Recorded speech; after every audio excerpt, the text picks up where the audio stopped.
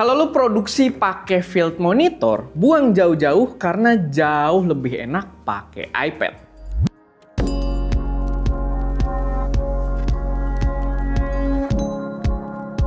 Halo semuanya, selamat datang di channel SM Media dengan gue Erwin. Dan pada video kali ini, gue pengen bahas sedikit aja. Gue pengen nge-spill salah satu setup andalan kita kalau misalkan bikin konten, yaitu adalah dengan menggunakan iPad sebagai field monitor. Atau ya, previewing monitor gitu ya.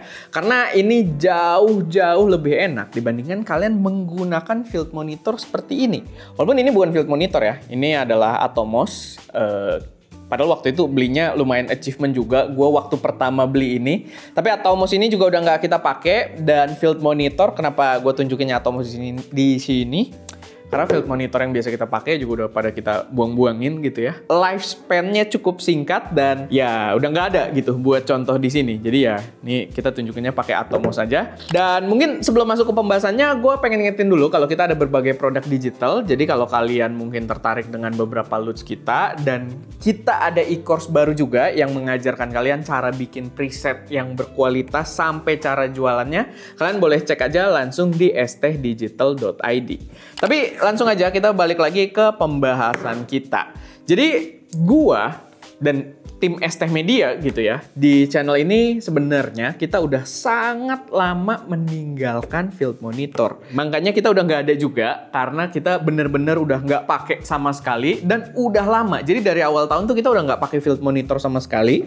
Bahkan dari tahun lalu sebenarnya kalau gua inget-inget gitu ya, karena kita udah full pakai iPad doang. Dimana benefitnya itu jauh lebih banyak dibandingkan kita pakai sebuah field monitor. Setupnya sendiri itu bener-bener simple banget. Kita tinggal pakein holder aja. Di sini gue ada contohnya. Ini ada dari punyanya Ulanzi. Ini bisa buat iPad, bisa gede banget. Kita juga ada holder. Di situ lagi dipasangin iPad gue yang ukuran 13 inch, yang ukuran gede. Dan ya untuk holdernya kalau kalian kepo atau barang-barang yang dimention di sini boleh cek aja di deskripsi gitu kan, kita tag juga produknya. Tapi ya kita tinggal pakein sebuah holder aja, kita pasangin ke stand.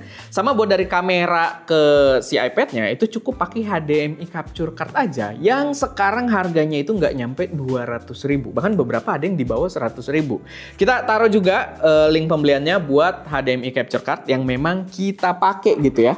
Ini ada salah satu contohnya juga di atas meja.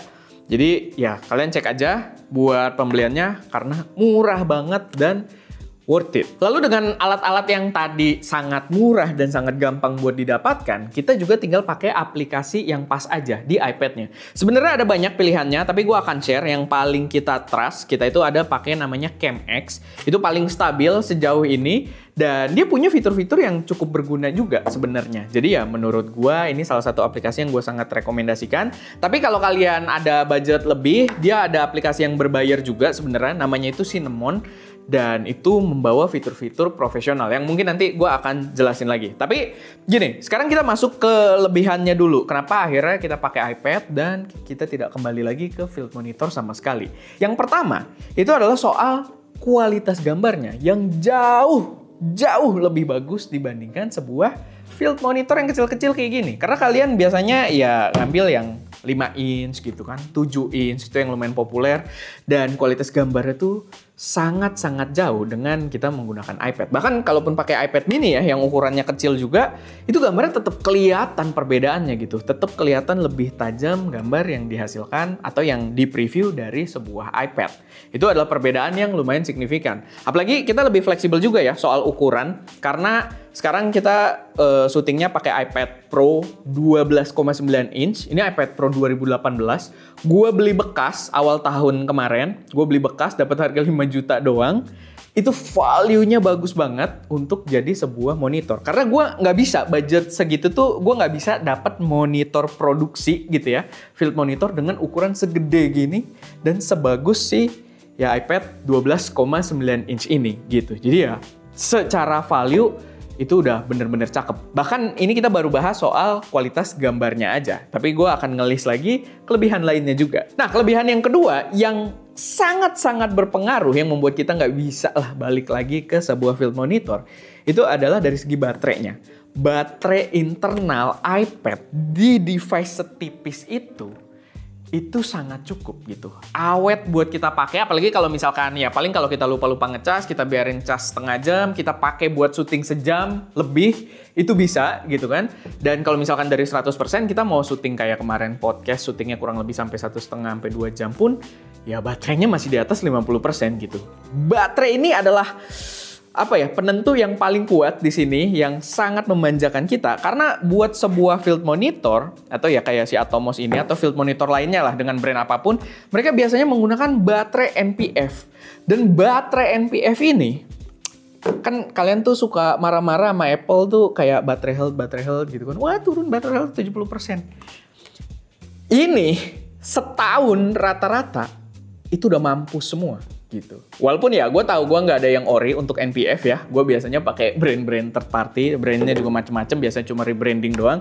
Tapi rata-rata life cycle-nya dari penggunaan kita itu setahun gitu, udah habis. Nah sekarang gue pakai iPad gue yang iPad Pro 11 inch itu gue pakai dari tahun 2020 sampai sekarang baterai health-nya masih di atas 80%. Ya balik lagi, yang udah bertahun-tahun ini dengan baterai yang internal tipis itu jauh lebih awet dibandingkan kita pakai alat-alat produksi dan baterai NPF kayak gini. Ini adalah poin terkuat gue, kenapa gue akhirnya tuh memilih udahlah monitor semua pakai iPad dibandingkan pakai sebuah field monitor. Karena kita dari dulu, ST tuh bertahun-tahun jalan, NPF tuh cycling gitu. Kita beli setahun buang, kita beli baru lagi setahun buang, beli baru lagi setahun buang, sampai NPF kita tuh aneh-aneh yang di bawahnya ada tombol lah apa segala macem.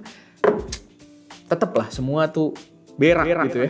Jadi ya jauh lebih enak pakai iPad. Lalu kelebihan ketiga yang menurut gue juga juara banget dan ini akan sangat sulit dilawan oleh field monitor manapun adalah kemampuan untuk kita monitoring audio via AirPods. Nah ini nggak ada lawannya nih karena ini adalah kelebihan yang kita tuh sebenarnya rasain dari tahun lalu. Kita tuh sempat banyak produksi yang full tuh pakai iPhone doang. Kita shoot pakai iPhone itu yang paling enak dari shoot pakai iPhone. Karena kita ada device yang buat ke memory card sama ada mic atasnya juga ya, yang namanya Snapsys.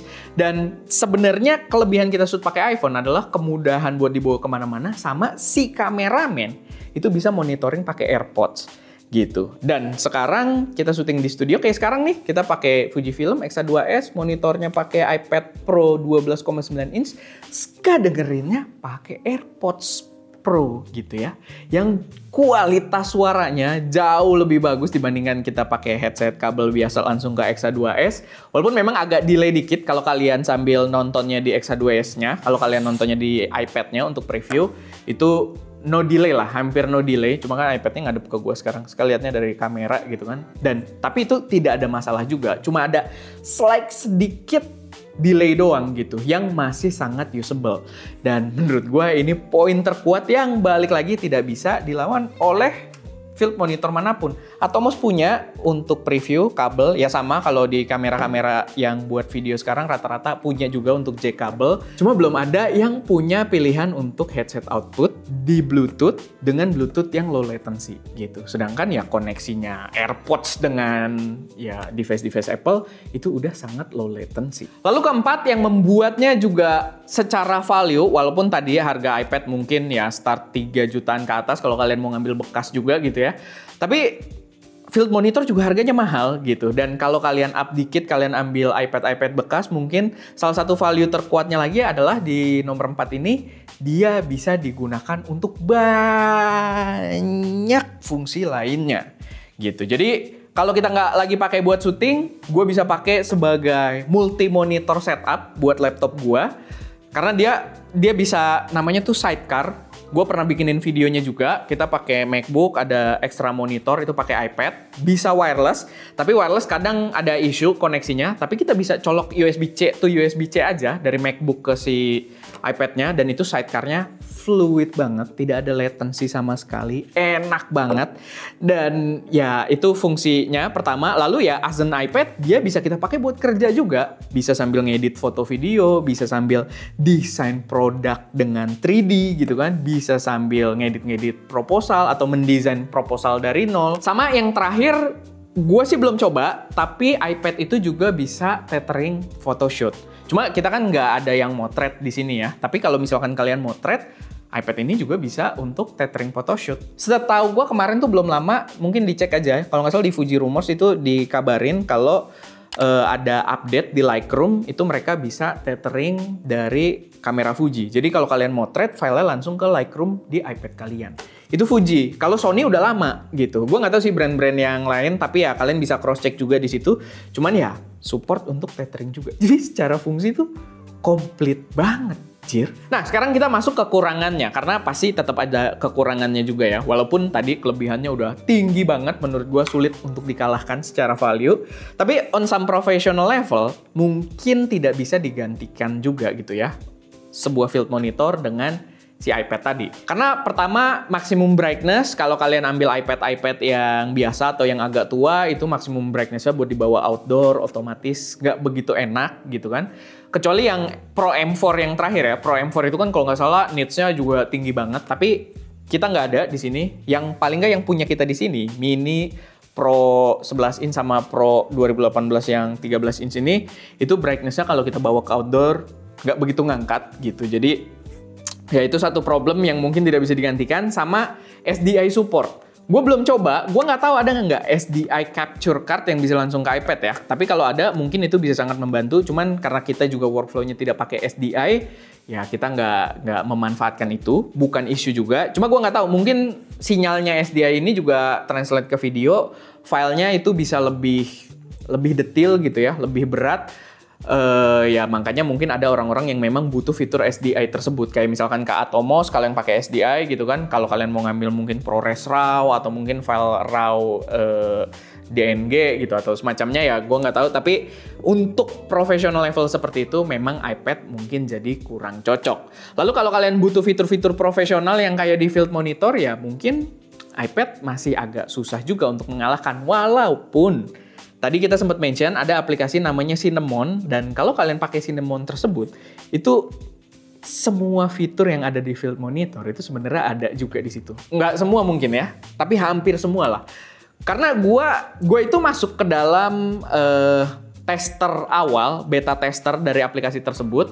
Beta tester tuh agak rumit karena tes, mungkin kalau yang developer sih udah biasa lah. Tesnya itu kita pakai aplikasi Test Flight di iPad-nya. Nanti kita dikasih kunci, dan gue masuk dalam salah satu beta tester mereka. Dan itu beneran kayak histogram, instrumen vektroskop dan lain sebagainya tuh, instrumennya tuh sangat-sangat intuitif menggunakan iPad gitu.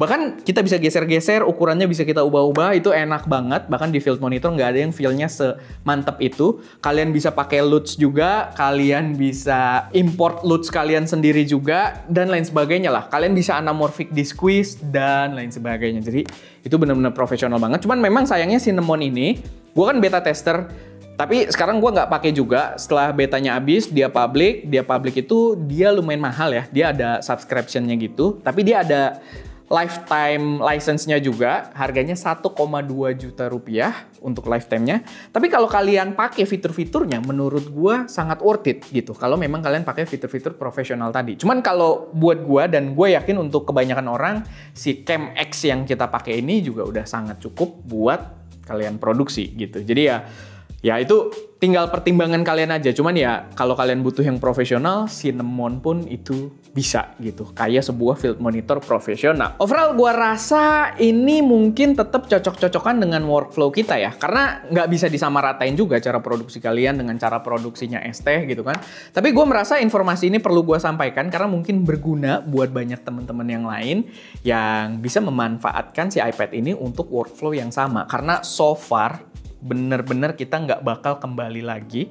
Bukan nggak bakal ya, kita nggak tahu kan produk yang kedepannya bakal sebagus apa secara value. Tapi untuk sekarang dan beberapa bulan ke depan, gue rasa gue udah pasti pakai iPad doang untuk produksi. Oh, kadang ada pertanyaan juga, Bang, kalau Android bisa nggak? Android tuh bisa, tapi aplikasinya tuh ya khas Android lah. Ada namanya USB kamera, kalian bisa pakai. Kalau kalian pakai tablet Android, kalian juga bisa. Tapi ya fitur-fiturnya tidak sebanyak apa yang ditawarkan di sini. USB kamera tuh iklannya juga ya kayak bloatware gitu lah, suka ngiklan gitu kan. Dan kalau ya aplikasi Android begitu. Dan ya beberapa kali kita pakai Android tuh kayak audio monitoring, ada aplikasi yang bisa, tapi delaynya luar biasa. Jadi tetap nggak se-fluid kalau kalian pakai iPad gitu. Jadi ya menurut gua, ya kalau kalian udah produksi juga, menurut gua jauh lebih enak iPad lah. Belum lagi nanti kalau kalian buat pakai hal yang berbeda-beda ya. Kayak kalau iPad nih, yang generasi-generasi sekarang kalian bisa pakai DaVinci Resolve, kalian bisa pakai Final Cut, kalian bisa pakai LumaFusion gitu kan. Kalau Android ya paling juara CapCut gitu kan. Ya walaupun iPad juga ada CapCut, tapi ya balik lagi kalian nggak punya akses ke aplikasi yang levelnya tuh lebih profesional. Begitu juga 3D design. Gua 3D design kalau di iPad pakai Shaper 3D, dia pakai ini juga ya, pakai apa? Langganan. Gue udah berhenti, langganannya lumayan mahal, 600.000 per berapa ya? Per bulan atau gue lupa. Tapi ya itu pokoknya lumayan mahal. Dan kalau kalian pakai si Android, gua paling nggak nyari penggantinya si Shaper 3D itu nggak ketemu gitu. Ya ada lah app 3D buat kalian bikin sesuatu ada gitu. Cuman nggak ada yang seenak si Shaper 3D di iPad gitu. Jadi ya menurut gua tetap dari segi value walaupun agak lebih mahal, iPad jauh lebih worth it. Oke, paling itu aja sedikit pembahasan gua. Semoga berguna. Kalau misalkan ada koreksi, saran atau pertanyaan boleh taruh di kolom komentar. Dan ya mungkin kalau kalian pengen kita pembahasan lebih dalam di bagian apanya seputar apa yang kita bahas di sini, boleh juga kalian taruh semuanya di kolom komentar. Oke, paling itu aja. Gue Erwin, di belakang kamera Daska, dan jangan lupa untuk berkarya.